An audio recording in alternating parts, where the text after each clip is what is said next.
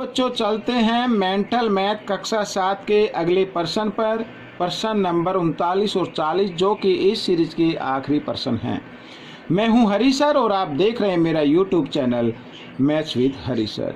तो यहां पर मैं बच्चों की जो एक शिकायत रहती है उसको मैं दूर किए देता हूं कि सर आपकी वीडियो नहीं मिल रही है। तो मैं उनसे बोलना चाहता हूं जिस साइड में सब्सक्राइब का बटन होता है ठीक उससे अपोजिट साइड में मेरे चैनल का नाम होगा। आप उस पर जाकर क्लिक करेंगे तो आप मेरे चैनल पर पहुंच जाएंगे। वहां से आप प्लेलिस्ट में जाकर सभी वीडियो देख सकते हैं। दूसरी बात ये कि एक शिकायत और रहती है कि सर मेंटल मैथ कहाँ से खरीदे। तो मैं उनको बोलना चाहता हूँ मैंने अपने डिस्क्रिप्शन बॉक्स में मेंटल मैथ खरीदने के कुछ लिंक दिए हैं, आप वहाँ जाकर मेंटल मैथ परचेज कर सकते हैं। ठीक है, तो यहाँ पर प्रश्न नंबर 39 हम करने वाले, मैं लिख लेता हूँ यहाँ पर। तो पहले पढ़ लेते हैं बच्चों। देखो तो लिखा छायांकित भाग का क्षेत्रफल ज्ञात करो। और आप देख रहे हैं एक बाहरी वर्ग है यहाँ पर जिसकी भुजा 10 सेंटीमीटर, ये भी 10 है, तो सभी भुजाएं बराबर होती हैं। तो 10 सेंटीमीटर है। तो अगर हम बाहरी वर्ग के क्षेत्रफल में से आंतरिक वर्ग का क्षेत्रफल घटा दें तो छायांकित भाग का क्षेत्रफल आ जाएगा।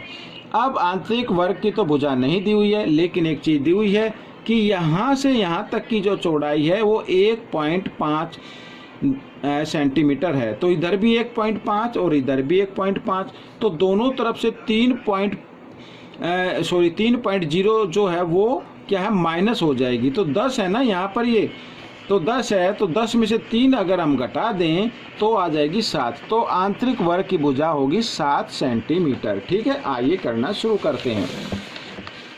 तो सबसे पहले बाहरी वर्ग का क्षेत्रफल मैं निकाल लेता हूँ। बाहरी वर्ग का क्षेत्रफल, तो बच्चों फॉर्मूला होता है भुजा गुणा भुजा। तो 10 गुणा 10 बराबर 100 वर्ग सेंटीमीटर। ठीक है, ये तो आ गया बाहरी वर्ग का। अब आंतरिक वर्ग की भुजा ज्ञात करते हैं। पहले आंतरिक वर्ग की भुजा, तो आंतरिक वर्ग की भुजा क्या आएगी। देखो बाहरी जो भुजा है, बाहरी वर्ग की भुजा, उसमें से जितनी चौड़ी ये पट्टी है उसको हम क्या कर देते, घटा देते। 1.5 जमा 1.5 इस तरीके से। तो 10 में से अगर हम 1.5 और 1.5 होते हैं 3 अगर घटा दें तो 7 सेंटीमीटर ये यहाँ पर आ जाएगी आंतरिक वर्ग की भुजा। तो आंतरिक वर्ग का क्षेत्रफल, वर्ग का क्षेत्रफल ये हमें ज्ञात करना है। तो क्या होता है फॉर्मूला, भुजा गुणा भुजा। तो 7 सत्ते 49, तो 49 वर्ग सेंटीमीटर आ गया यहाँ पर आंतरिक वर्ग का क्षेत्रफल। हमें निकालना है छायांकित भाग का क्षेत्रफल। तो लिख लेता हूँ मैं पहले छायांकित भाग का क्षेत्रफल। तो छायांकित भाग का क्षेत्रफल क्या होगा, बाहरी वर्ग के क्षेत्रफल में से आंतरिक वर्ग का घटा दें तो छायांकित भाग का आ जाएगा। तो 10 में से 9 गए 1, यहाँ पे रह गया 9 में से 4 गए 5, तो 51 वर्ग सेंटीमीटर आ गया बच्चों, ये यहाँ पर आपका उत्तर। ठीक है, ये तो हो गया। अब हम करेंगे 40 यहाँ पर।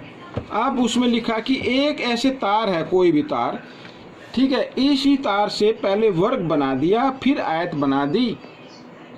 तो आयत की चौड़ाई ज्ञात करनी है, लंबाई इसमें दी हुई है, यहाँ पर ये आयत है। ठीक है, इसी तार से बना दी है ऐसे करके इस तरीके से। तो इसकी लंबाई है बच्चों यहाँ पर कितनी है ये 16। तो यहाँ पर लिख देता हूँ 16 सेंटीमीटर। ठीक है, और इसी से बना दिया एक वर्ग, इस तरीके से वर्ग बना दिया यहाँ पर ये ऐसे। तो वर्ग की भुजा आई 12 सेंटीमीटर।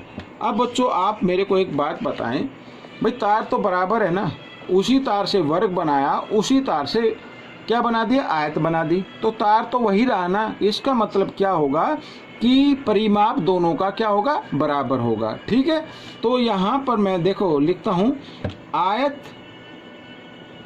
का परिमाप बराबर वर्ग का परिमाप। समझ में आ गया भाई, एक ही तार से बना है, जितनी लंबाई का ये तार था ठीक है, उतनी लंबाई का ये टोटल लंबाई तो इसी आ गई, टोटल लंबाई इसमें आ गई। लेकिन वर्ग का हम परिमाप निकाल सकते हैं, भुजा गुना 4 होता है या 4 गुना भुजा, आप बोल लीजिए। आयत का परिमाप भी हम निकालेंगे, लेकिन उसके लिए चौड़ाई होना चाहिए, तो चौड़ाई हमें ज्ञात करनी है। परिमाप तो दोनों के बराबर ही हुए ना। तो यहाँ पर बच्चों आयत का परिमाप क्या होता है, 2 लंबाई जमा चौड़ाई, ये तो होता है आयत के परिमाप का फॉर्मूला।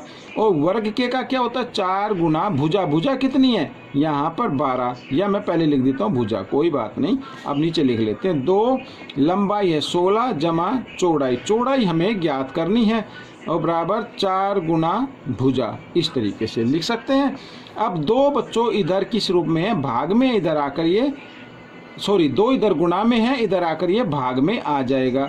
तो इस तरीके से हम इधर ये कर लेते हैं। तो 4 गुना 12, 2 इधर आ गया भाग में, इस तरीके 2 से काट, 2 एकम 2, 2 छिक 12, 6 गुना 4, 6 चौक 24, तो ये आ गया। अब बच्चों चौड़ाई ज्ञात करनी है, तो चौड़ाई ज्ञात करने के लिए आपको क्या करना होगा, चौड़ाई को इधर ही लिखे, इधर 24 है, और चौड़ाई के साथ 16 जमा के रूप में, इधर आकर ये घटा के रूप में आ जाएगा। तो यहाँ पर आ गई बच्चों, 24 में से 16 घटाएंगे 8, तो 8 सेंटीमीटर यहाँ पर चौड़ाई आ गई आयत की। तो बच्चों ये प्रश्न हल हो गए हैं। आपको कैसे लगे मुझे ज़रूर बताएं, और इसमें से सीखकर आप दूसरों को ज़रूर सिखाएं। मिलते अगले भाग में, तब तक के लिए आप प्रैक्टिस करते रहें।